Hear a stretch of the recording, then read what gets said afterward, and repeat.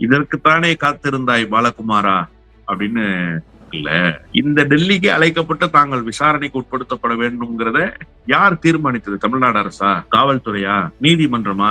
இல்ல, வழியே சென்று எங்களை டெல்லிக்கு தத்தம் செய்து கொடுங்கள், டெல்லி தான் எங்களை விசாரிக்க வேண்டும், நீங்கள் எங்களை விசாரிக்க கூடாதுன்னு சொல்லி நீதிமன்றத்தினுடைய படிக்கட்டுகளுக்கு ஏறியது இதே விஜய் தரப்பு தான். நான் போகிற இடங்களிலெல்லாம் ஆயிரக்கணக்கான மக்கள் கூடுகிறார்கள், பாதுகாப்பு அளிக்க முடியல. சிபிஐயால பாதுகாப்பு அளிக்க முடியாது சார், அதனால டெல்லிக்கு கூப்பிட்டுருக்காங்க. நான் விஜய் பாணியிலேயே புரிஞ்சுக்கிறேன். விஜய் நாளைக்கு சென்னையில் இருக்கிற சிபிஐ அலுவலகத்துக்கு வந்தா ஆயிரக்கணக்கானோர் வருவாங்க, அந்த கூட்ட நெரிசலை சமாளிக்கணும். அதுவே ஒரு பெரிய சேலஞ்சா இருக்கும். விஜய் வழிய சென்று சிபிஐயினுடைய வலைக்குள் சிக்கிக் கொண்டிருக்கிறார். சிபிஐயினுடைய வலையின் சுருக்கு பாரதிய ஜனதா கட்சியினுடைய தலைமையிடம் இருக்கிறது, குறிப்பாக அமித்ஷா மோடியிடம் இருக்கிறதுன்னு நான் சொன்னேன். விஜயை தன்னுடைய கைப்பாவையாக வைத்துக் கொண்டு முழுமையாக இந்த தேர்தலுக்கு முன்பாக விஜயை கண்ட்ரோல்ல எடுக்கணும். அதற்கு என்ன மாதிரியான யுக்திகளை கையாளணும்னு பாஜக கணக்கு போடுகிற போது சிபிஐயினுடைய முகம் முதலில் நிற்கிறது. எனவே சிபிஐயை பயன்படுத்தி அவர்கள் அதை நோக்கி விஜயை நகர்த்துவதற்கு இந்த வழக்கை பயன்படுத்துவார். ஆதவர்ஜுனா என்பவர் பாரதிய ஜனதா கட்சியினுடைய ஏஜென்ட் தான், சீஃப் ஏஜென்ட். விசிகாவுக்குள் அவரை அனுப்பியதும் பாரதிய ஜனதா கட்சி தான். விசிகாவுக்குள் குழப்பத்தை ஏற்படுத்த வேண்டும் என்கிற அஜெண்டாவை அவருக்கு கொடுத்ததும் பாரதிய ஜனதா கட்சி. டெல்லிக்கு ஆதவர்ஜுனை தவிர விசுவாசிகள் தமிழ்நாட்டுல வேற யாரும் இல்ல. நாம நினைச்சுக்கலாம் எடப்பாடி பழனிசாமி விசுவாசி, ஓ பன்னீர்செல்வம் விசுவாசி அண்ணு, அவங்க எல்லாம் அந்த விசுவாசத்துக்கு வரமாட்டாங்க.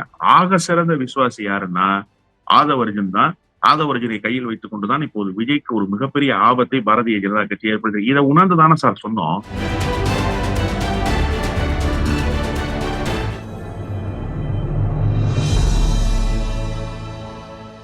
தமிழ் நியூஸ் நேயர்களுக்கு அன்பு வணக்கம். இன்றைய நேர்காணலில் நம்மோடு இருந்திருப்பவர் திராவிட வெற்றி கழகத்தினுடைய முதன்மை செயலாளர் மரியாதைக்குரிய வல்லம் பஷீர் சார். சார் வணக்கம். வணக்கம். கரூர் கூட்ட நெரிசல் விவகாரத்துல சிபிஐ டெல்லி சிபிஐ அலுவலகம் சம்மன் அனுப்பியிருக்கிறது. டெல்லிக்கு ஆஜராகுங்க அப்படின்னு சொல்லி ஆதவர்ஜுனா, புஷி ஆனந்த், நிர்மல் குமார் மற்றும் மதியழகன் ஆகியோரை ஆஜராக சொல்லி சம்மன் அனுப்பியிருக்கிறது. விஜயை இதுவரை டச் பண்ணல, விசாரணைக்கு உட்படுத்தல. டெல்லிக்கு அழைக்கிறாங்க. என்ன இதுல அரசியல் பின்னணி இருக்குன்னு நினைக்கிறீங்க சார்? இதற்குத்தானே காத்திருந்தாய் பாலகுமாரா அப்படின்னு இல்ல. இந்த டெல்லிக்கு அழைக்கப்பட்டு தாங்கள் விசாரணைக்கு உட்படுத்தப்பட வேண்டும்ங்கிறத யார் தீர்மானித்தது? தமிழ்நாடு அரசா, காவல்துறையா, நீதிமன்றமா?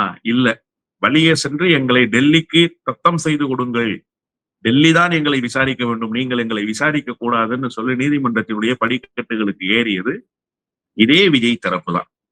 நீங்கள் எதற்கு ஆசைப்பட்டீர்களோ அது இன்றைக்கு நடந்திருக்கிறது.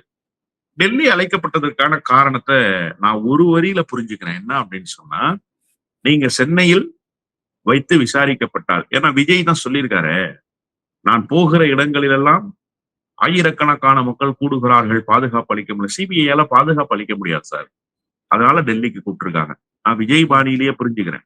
விஜய் நாளைக்கு சென்னையில் இருக்கிற சிபிஐ அலுவலகத்துக்கு வந்தா ஆயிரக்கணக்கானோர் வருவாங்க, அந்த கூட்ட நெரிசலை சமாளிக்கணும். அதுவே ஒரு பெரிய சேலஞ்சா இருக்கும்.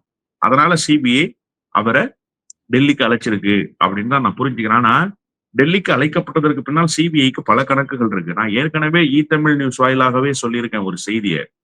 விஜய் வழிய சென்று சிபிஐயினுடைய வலைக்குள் சிக்கிக் கொண்டிருக்கிறார். சிபிஐயினுடைய வலையின் சுருக்கு பாரதிய ஜனதா கட்சியினுடைய தலைமையிடம் இருக்கிறது, குறிப்பாக அமித்ஷா மோடியிடம் இருக்கிறதுன்னு நான் சொன்னேன். இப்ப என்னன்னா, டெல்லியில் வைத்து எல்லா கணக்குகளையும் பேசி முடிப்பதற்கான வாசலை திறந்து வைத்து காத்திருக்கிறது சிபிஐ மூலமாக பாரதிய ஜனதா கட்சி. இன்னும் பாரதிய ஜனதா கட்சி தன்னுடைய பிடியை விஜயை நோக்கி இருக்கல. அதனாலதான் விஜய் கண்டமேனிக்கு பேசுறாரு. ஏன் எடப்பாடி பழனிசாமி பாஜக விவகாரத்துல ஒரு கன்சர்னோட பேசுறாரு, விஜய் எந்த கன்சர்னும் இல்லாம போகிற போக்குல பேசுறாரு. அதுக்காக பாஜகவை விமர்சிச்சிட்டாரு, அவர் பாஜகவுக்கு எதிர் அரசியல் செய்யறாருலாம் நான் சொல்ல மாட்டேன். அதெல்லாம் ஒரு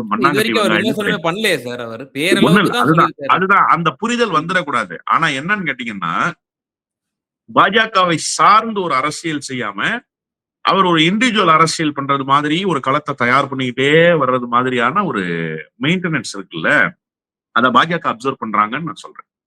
பாஜகவுக்கு அந்த பார்வை இருக்கு அப்படின்னு நான் சொல்றேன். பாஜக இப்ப பாத்துக்கிட்டே இருக்கு, தொடர்ச்சியா பாக்குது, என்ன பண்ணிக்கிட்டு இருக்காரு விஜய்னு பாக்குது. விஜய் தன்னிச்சையாகவே போறாரு, நம்ம கிட்ட எந்த விதமான டிபெண்டன்சியும் அவருக்கு இல்லாம போயிட்டே இருக்கு. அப்போ ஒரு டிபெண்டன்சியை உருவாக்கினாதானே பாஜகவுக்கு ஒரு லூப் ஹோல் கிடைக்கும். அந்த டிபெண்டன்சியை உருவாக்குறதுக்கான லூப் ஹோல் தான் இப்ப சிபிஐ வசத்தில் விஜயே கொண்டு போய் ஒப்படைத்த இந்த வழக்கு. இப்ப டெல்லிக்கு போயிடுச்சுன்னா டெல்லியில் வைத்து எல்லா பேரங்களையும் பேசுவதற்கு சிபிஐ மூலமாக பாரதிய ஜனதா கட்சி தயாராக. அதுல ரொம்ப முக்கியமா ஒரு செய்தி என்னன்னா, இதுதான் நடக்கும்னு ஏற்கனவே நாம சொன்னோம். குறிப்பாக தமிழ்நாடு அரசு அந்த விஷயத்துல கன்சர்னா இருந்தது. ஆனா அதையெல்லாம் தாண்டி இல்ல இல்ல நான் போய் சிக்கிக்கிட்டாலும் டெல்லியில போய் சிக்கிக்கிறேன், நீங்க என்னை எதுவுமே கேட்க கூடாதுன்னு சொல்லி இதற்கு முழு முதல் காரணமாக இருந்து டெல்லியிடம் போய் சிக்கியவர் நம்ம விஜய் தான். அந்த விஜய்க்கு ஒரு மிகப்பெரிய சிக்கல் இப்ப டெல்லி விசாரணையின் மூலமாக வருகிறது என்றுதான் நான் புரிந்து கொள்கிறேன். சார் இதுல அரசியல் ரீதியா சொல்றாங்க. வேற என்ன கூட்டணி சம்பந்தமான விவகாரம் இருக்குமா? அல்லது என்ன எதிர்பார்க்கிறாங்க பாஜக தமிழக வெற்றி கழகத்திலிருந்து? இல்ல, நான் தொடர்ச்சியா ஒரு செய்தியை சொல்லிட்டே இருக்கேன். தமிழக வெற்றி கழகத்தை பொறுத்தவரை பாஜகவுக்கு 2 ட்ராக் இருக்கு. ஒண்ணு என்ன அப்படின்னு சொன்னா, எடப்பாடி பழனிசாமியை வீக் பண்ணி அந்த இடத்துக்கு பாஜக வரணும். ம். அப்போ எடப்பாடி பழனிசாமியை வீக் பண்ணிட்டா அந்த இடத்துக்கு பாஜக வந்துட முடியுமான்னா, பாஜகவுக்கு அந்த ஹைட் இல்ல. நீங்க ஏடிஎம்கேவோட ஹைட்டை குறைச்சிடலாம். ஆனா அந்த ஹைட்டுக்கு உங்களை நீங்க தகுதிப்படுத்திக்கணும்ல. அந்த தகுதி பாஜகவுக்கு இருக்கான்னா இல்ல. அப்ப யாரு சார் அப்படிங்கும்போது, பாஜக அதிமுகவை வீழ்த்த நினைக்கிற அதே நேரத்தில் அதிமுகவை போலவே நகலெடுக்கப்பட்ட ஒரு கட்சியாக வருது.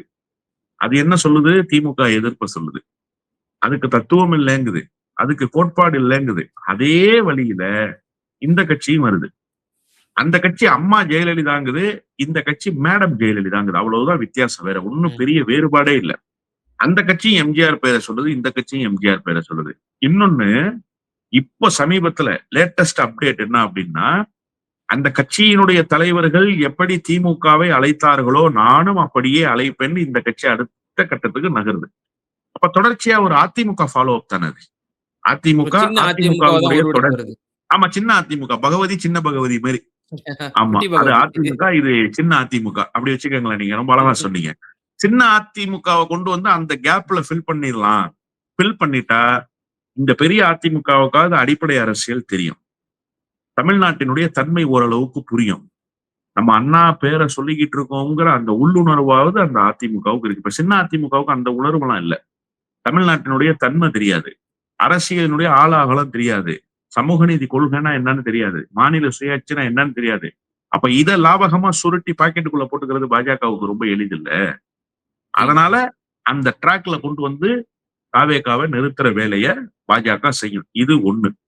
2வது ஒண்ணு இருக்கு. என்ன அப்படின்னா, தன்னை நம்பி இருந்த அடிமைகள் சில பேர் இருக்கான்ல, அவன் இப்ப வாழ்க்கை இழந்து போயிருக்கான். யாருன்னா, நம்ம அண்ணாச்சி தினகரன், ஓ பன்னீர்செல்வம், இது போன்ற ஆட்கள். இப்ப இவங்களை அகாமடேட் பண்ணி விடணுமே. எப்படி அகாமடேட் பண்ணி விடுறது? விஜய் கிட்ட தான் அகாமடேட் பண்ணணும். விஜயை நோக்கித்தான் நகர்த்தணும். ஏன்னா இவங்க ஏதோ இண்டிவிஜுவல் ஸ்ட்ரக்சரா நிக்கிறது மாதிரி ஒரு தோரணைக்கு வர்றாங்கல்ல, அந்த இண்டிவிஜுவல் ஸ்ட்ரக்சர்லாம் அவங்களுக்கு இல்ல. அவங்க கிட்ட இருக்கிறது பாஜகவினுடைய ஆதரவு நிலைப்பாடு மட்டும் தான் 2 பேருக்கிட்டையுமே. அதை வெளிப்படையாக சொன்னாரு தினகரன். உங்க கட்சியினுடைய முடிவு என்ன தேர்தலுக்குன்னப்ப, தேர்தல் முடிவுகளை நாங்க வந்து எடுக்க மாட்டோம், அமித்ஷா சொல்லுவாருன்னு சொன்னார். அப்போ அமித்ஷாவை நம்பிதான் நான் இருக்கேன்ற கன்ஃபஷன் ஸ்டேட்மெண்ட்டை தினகரன் கொடுத்துட்டாரு. இதையெல்லாம் தாண்டி அண்ணன் பன்னீர்செல்வம் உங்களை சந்திக்கிற பாக்கியம் எனக்கு கிடைக்காதான்னு சொல்லி இரவலர்களை விட ஒரு படி கீழே போயிட்டார். இரவலர்கள் கூட கொஞ்சம் கண்ணியம் கருதி அந்த யாசகத்தை கேட்பாங்க. அவர்களை விட ஒருபடி கீழே போய் யாசகம் கேட்கிற இடத்துக்கு அண்ணன் பன்னீர்செல்வம் வந்தார்ல. அப்ப இவங்க 2 பேருக்கும் எதையாவது ஒண்ணு செய்யணும்ன்ற அந்த கணக்கும் இருக்கு. அப்ப இவங்க 2 பேரையும் கொண்டு போய் சேர்க்கிற வேலையை ரொம்ப கனகச்சிதமா செய்யணும். அந்த கனகச்சிதமா செய்யறதுக்கு விஜயை தன்னுடைய கைப்பாவையாக வைத்துக் கொண்டு முழுமையாக இந்த தேர்தலுக்கு முன்பாக விஜயை வந்து கண்ட்ரோல்ல எடுக்கணும். அதற்கு என்ன மாதிரியான யுக்திகளை கையாளணும்னு பாஜக கணக்கு போடுகிற போது சிபிஐயினுடைய முகம் முதலில் வந்து நிற்கிறது. எனவே சிபிஐயை பயன்படுத்தி அவர்கள் அதை நோக்கி விஜயை நகர்த்துவதற்கு இந்த வழக்கை பயன்படுத்துவார்கள். எனக்கு விசிகாவினுடைய எம்எல்ஏ திரு எஸ்.எஸ். பாலாஜி அவர்கள் இன்று காலையில் எனக்கு ஒரு பேட்டி கொடுத்திருந்தார். அதில் அவரிடம் ஒரு கேள்வியை முன்வைத்திருந்தேன் இது சம்பந்தமாக. அப்போது அவர் கூறும்பொழுது, ஆதவ அர்ஜுனா மிகவும் ஆபத்தானவர்.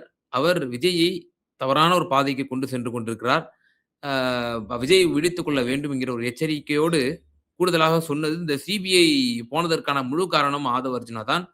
இப்பொழுது டெல்லியில் அவரும் ஒன் ஆஃப் த லிஸ்ட்ல இருக்கிறாரு. சம்மன் அவருக்கும் அனுப்பியிருக்காங்க. அவரும் இப்ப டெல்லிக்கு போறாரு. நிச்சயமா இதுல வந்து விஜய்க்கு ஒரு மிகப்பெரிய ஆபத்து இருக்கும். ஆதவ் அர்ஜுனாவால் விஜய்க்கு ஒரு பெரிய ஆபத்து இருக்கும் அப்படின்னு ஒரு விஷயம் சொல்றாரு. இதில் நீங்க உடன்படுறீங்களா? 100 விழுக்காடு நான் உடன்படுறேன். ஏன் அப்படின்னு சொன்னா, ஆதவ் அர்ஜுனா என்பவர் பாரதிய ஜனதா கட்சியினுடைய ஏஜென்ட் தான். சீஃப் ஏஜென்ட் சொல்லப்போனா. ஓ! ஏன் இதே அப்படின்னு கருத்த நீங்க அவர் கேட்டா, சொன்னாரு. Chief agent. நீங்க சொன்னது எனக்கு ஒரு பக்கம். என்னுடைய புரிதல் அதான். அவர்தான் சீஃப் ஏஜென்ட். விசிகாவுக்குள் அவரை அனுப்பியதும் பாரதிய ஜனதா கட்சி தான். ஓ! விசிகாவுக்குள் குழப்பத்தை ஏற்படுத்த வேண்டும் என்கிற அஜெண்டாவை அவருக்கு கொடுத்ததும் பாரதிய ஜனதா கட்சி தான். ஆனா அண்ணன் திருமா மிகப்பெரிய புத்திசாலி. ஆக சிறந்த அறிவு ஜீவிகளில் இடம் பிடிக்கத்தக்க அனைத்து தகுதியையும் பெற்றிருக்கிற தலைவர் அண்ணன் திருமா. அதுல ஒண்ணும் மாறுபட்ட கருத்தே இல்ல. அவர்கிட்ட இருக்கிற ஐடியாலஜி வேறு ஒரு தலைவர்கள் கிட்ட இருக்கான்னு கேட்டா நான் இல்லைன்னு தான் சொல்றேன். யாரையும் குறைத்து மதிப்பிடல. அவருடைய ஐடியாலஜியை நான் சொல்றேன். ஓப்பன் சேலஞ்ச் தமிழ்நாட்டினுடைய அரசியல் களத்துல இன்னைக்கு வந்து களத்துல நின்று அண்ணன் மு.க. ஸ்டாலின் சண்டையிடுறாரு. அது வேறு. ஆனால் ஓப்பன் டிக்ளரேஷன் பாஜகவுக்கு போயிட்டு இங்க எவனும் வராதேன்னு சொன்னார். பாஜகவுக்கு போகிற களிமண் மூளை உனக்கு இருக்குன்னா நீ அதுக்கப்புறம் சிந்திக்க மாட்ட. அப்படி சிந்திக்க முடியாத, சிந்திக்க இயலாத ஆட்கள் இங்க தேவையில்லைன்னு அகில இந்தியாவுல ஒரு கட்சி டிக்ளேர் பண்ணுச்சுன்னா அந்த கட்சிக்கு பெயர் விடுதலை சிறுத்தை கட்சி. அந்த கட்சியினுடைய தலைவருக்கு பெயர் தொல் திருமாவளவன். இப்படி ஒரு டிக்ளரேஷனை எந்த தலைவரும் கொடுக்கல. அப்போ நீங்க வந்து இந்தியா முழுமைக்கும் இருக்கக்கூடிய எல்லா தலித் சமூக மக்களினுடைய ரெப்ரசன்டேஷனா இருக்கிற தலைவர்களை பாருங்க. ராம்தாஸ் அத்வாலேவில் தொடங்கி மாயாவதியிலிருந்து சிராக் பஸ்வான் வரைக்கும் எல்லோரும் பாரதிய ஜனதா கட்சி எதை சொல்லுமோ அதை செய்து முடிக்கிற இடத்துல இருக்காங்க. நேரடியாகவோ அல்லது மறைமுகமாகவோ. இங்க வந்துருங்க. அவர்கள் எல்லாம் தலித் சமூகத்தினுடைய மேன்மைக்காக உழைக்கிற தலைவர்கள் நான் சொல்ல மாட்டேன். இருந்தாலும் அந்த சமூகத்தினுடைய அடையாளத்தை பின்புலமாக வைத்துக் கொண்டு வர தலைவர்கள். மரியாதைக்குரிய டாக்டர் கிருஷ்ணசாமி, அண்ணன் ஜான் பாண்டியன், இவங்க எல்லாம் என்னவாக இருக்காங்க. ஆனா தனித்துவத்தோடு தாழ்த்தப்பட்ட சமூக மக்களினுடைய தலைவனாக திகழ்கிற ஒரு தலைவர் இன்றைக்கு பாஜகவுக்கு எதிராக நிற்கிறார்னா அது வந்து காஷ்மீரிலிருந்து கன்னியாகுமரி வரைக்கும் கணக்கெடுத்தா ஒரே ஒருவர் மட்டும்தான் தென்படுவார். அந்த தென்படுகிற தலைவர் அண்ணன் தொல் திருமாவளவன் இல்லையா? இப்போ விசிகாவை சிதைத்து போடணும். விசிகாவினுடைய வெற்றியை தடுக்கணும். விசிகாவை திசை மாற்றணும். விசிகாவினுடைய கொள்கை வழி போக்குல ஒரு மடைமாற்றத்தை செய்யணும். அதற்காக அனுப்பப்பட்ட ஏஜென்ட் தான் அதுக்கு எல்லா முயற்சியும் எடுத்தார். யாரு? ஆதவ் அர்ஜுன். ஆனா ஆதவ் அர்ஜுன் இந்த முயற்சியை இப்படி எடுத்திருப்பதனுடைய நோக்கம் என்னங்கிறத அண்ணன் திருமா கண்டுபிடிச்சிட்டார். கண்டுபிடித்த மாத்திரத்தில் அவரை சஸ்பென்ஷனுக்கு கொண்டு வந்தார். ஆனா சஸ்பென்ஷனுக்கு கொண்டு வந்தோடனே அந்த ஆக சிறந்த அதிக பிரசங்கி என்ன செஞ்சிச்சுன்னா நான் இந்த கட்சியை விட்டே போறேன்னு சொல்லிட்டு போயிடுச்சு. கட்சியை விட்டே போயிடுச்சா? போனதற்கு பிறகு விஜய் கிட்ட அனுப்புறாங்க. விஜய் கிட்ட அனுப்பி வச்சதும் யாரு? இதே பாரதிய ஜனதா கட்சி தான். விஜயையும் அண்ணன் திருமாவையும் சேர்த்து வைக்க வேண்டும்ங்கிறது தான் பாரதிய ஜனதா கட்சியினுடைய அஜெண்டா. அதற்கு எந்த வகையிலும் இடம் கொடுக்காமல் போனவர் அண்ணன் திருமா. அண்ணன் ரொம்ப கிளியரா சொன்னாரு. அவர் அளவுக்கு கிளாரிட்டியோட பேசுற தலைவர்கள் இல்ல. அவர் தான் சொன்னாரு, எனக்கு வந்து ஏதோ கிராமப்புறத்துல ஏக்கர் கணக்குல நிலம் கொடுக்குறேன்னு கூப்பிடுறாங்க. நான் சென்னை சிட்டிக்குள்ள 2400 சதுரடி வச்சிருக்கேன். இதனுடைய விலை என்ன? அங்க ஏக்கர் கணக்குல வாங்குற இடத்தினுடைய விலை என்ன? அப்ப இடம் சின்னதா இருந்தாலும் இதனுடைய மதிப்பு பெரிது இல்லையாருன்னாரு. அதுக்கு என்ன பொருள்னா, நீ 25 சீட்டு கொடுப்ப, 25 நான் தோல்வியை தழுவேன். இங்க 8 சீட்டு கொடுப்பாங்க, நான் 8 சீட்டுக்கு 6 சீட்டு ஜெயிப்பேன்னு அர்த்தம். அததான் அவர் ரொம்ப நாசுக்காக சொன்னாரு. அப்ப அந்த கணக்கு அவருக்கு நல்லா தெரியுது. திமுகவால் தான் தன்னுடைய கட்சி அரசியல் அங்கீகாரம் பெற்றிருக்கு. திமுக கூட்டணியில் இருப்பதால் தான் கொள்கை அரசியலை பேச முடியுது. திமுக கூட்டணியில் அங்கம் வகிப்பதால் தான் தமிழ்நாட்டில் ஒரு மதிக்கத்தக்க இடத்துக்கு அண்ணன் திருமா வந்திருக்கிறார் என்கிற அந்த அரசியல் புரிதல் கூடவா இல்லாம அண்ணன் திருமா நகர்வாரு. அதனால அதுக்கு அவர் இடம் கொடுக்கல. உடனே இப்ப என்ன பண்ணிட்டாங்க, இந்த சீஃப் ஏஜென்ட்ட இந்த கம்பெனில இருந்து இன்னொரு கம்பெனிக்கு வேலைக்கு அனுப்பிச்சிட்டாங்க. அவர் ஏஜென்சி மாடுல வேலை பார்க்கிற ஆளு. அங்கிருந்து அவரை டெர்மினேட் பண்ண பிறகு அந்த கம்பெனிக்கு வேண்டான்னு முடிவு பண்ணதுக்கு பிறகு இன்னொரு கம்பெனிக்கு கொண்டு போய் விடுறாங்க. அப்ப இன்னொரு கம்பெனி தான் இப்ப விஜயினுடைய கட்சி. அங்க இருந்து கொண்டு நான் இப்ப சொன்னேன் இல்லையா இதுக்கு முன்பு, சிபிஐயிடம் சிக்கி இருக்கிறார் விஜய்னு சிக்க வைப்பதற்கு காரணமாக இருந்தவர் ஆதவ் அர்ஜுன் தான். ஏன்னா இப்படி அவரை சிக்க வச்சாதான் பாரதிய ஜனதா கட்சி அவரை தன்னுடைய பிடியில கொண்டு வர முடியும். ம். இல்லைன்னா அவரை தன்னுடைய பிடிக்கு கொண்டு வர முடியாது. அப்போ என்னுடைய பிடிக்கு விஜய் வரணும். அதற்குண்டான எல்லா வேலையும் நீ பாருன்னு சொன்னது பாரதிய ஜனதா கட்சி தான். அந்த வேலையைத்தான் கனகச்சிதமாக செய்து முடிச்சிருக்கார். அததான் அண்ணன் எஸ்.எஸ். பாலாஜி சொல்லியிருப்பாருன்னு தான் நான் புரிஞ்சுக்கிறேன். மிக மிக மிக மிக ஆபத்தானவர் ஆதவ் அர்ஜுன். ஏன்னா டெல்லிக்கு ஆதவ் அர்ஜுனை தவிர விசுவாசிகள் தமிழ்நாட்டுல வேற யாரும் இல்ல. நாம நினைச்சுக்கலாம் எடப்பாடி பழனிசாமி விசுவாசி, ஓ ம். பன்னீர்செல்வம் விசுவாசி அண்ணன். அவங்க எல்லாம் அந்த விசுவாசத்துக்கு வரமாட்டாங்க. ஆக சிறந்த விசுவாசி யாருன்னா ஆதவ் அர்ஜுன் தான். ஆதவ் அர்ஜுனை கையில் வைத்துக் கொண்டுதான் இப்போது விஜய்க்கு ஒரு மிகப்பெரிய ஆபத்தை பாரதிய ஜனதா கட்சி ஏற்படுத்தி இதை உணர்ந்து தானே சார் சொன்னோம். ம். சிபிஐ விசாரணைக்கு போவது என்பது முட்டாள்தனமான முடிவுன்னு நாம சொன்னோம். ஏன்னா தமிழ்நாட்டினுடைய முதலமைச்சர் விஜய் விவகாரத்துல தாயுள்ளத்தோடு நடந்துட்டார். எனக்கு கூட முதலமைச்சர் மீது வருத்தம் இருக்கு. கரூருக்கு வராரு சார் ஸ்பாட்டுக்கு. நான் அன்னைக்கு ஸ்பாட் விசிட் நான் போயிருக்கேன். அங்க என்ன பேசினாரு முதலமைச்சர்? ஒரு வார்த்தை சொல்லிட்டு போக முடியாதா முதலமைச்சருக்கு? விஜய் பொறுப்புணர்வோடு நடந்துக்கணும்னு சொல்லியிருந்தாலே முடிஞ்சுச்சு. விஜயினுடைய அரசியல் அவுட் ஆயிருவேன். எந்த தலைவனும் எந்த தொண்டன் சாவதையும் விரும்ப மாட்டான்னு சொல்லிட்டு போனார். அதுதான் அந்த தலைவரினுடைய உயர் பண்பு. அது ஒண்ணு பத்தாதா தமிழ்நாட்டினுடைய முதலமைச்சர் இந்த விவகாரத்துல எப்படி நடந்துக்கிட்டாருன்னு. ஆனா சிபிஐ அப்படி நடந்துக்குமா? சிபிஐ அப்படி உங்க வழக்க விசாரிக்குமா? இதெல்லாம் தெரிஞ்சுதான் விஜய் இந்த விவகாரத்துல வெளியில வந்துடக்கூடாது. விஜய எப்படியாவது மாட்டி விட்டுறணும்னு முடிவு பண்றாரு ஆதவ் அர்ஜுன். அதற்கு அவருக்கு டெல்லியிலிருந்து கொடுக்கப்பட்ட அஜெண்டா தான் இந்த சிபிஐ வழக்கு. அதற்கு கொண்டு போய் அழகா சொருவி விஜயை மாட்டி வச்சிருக்காரு. இப்ப பிளக் பாயிண்ட்ல கொண்டு போய் சொருவுறது மாதிரி அழகா கொண்டு போய் விஜயை சொருவிருக்காரு. இப்ப சுவிட்ச் போட்டோன்னா சாக்கடிக்கும்.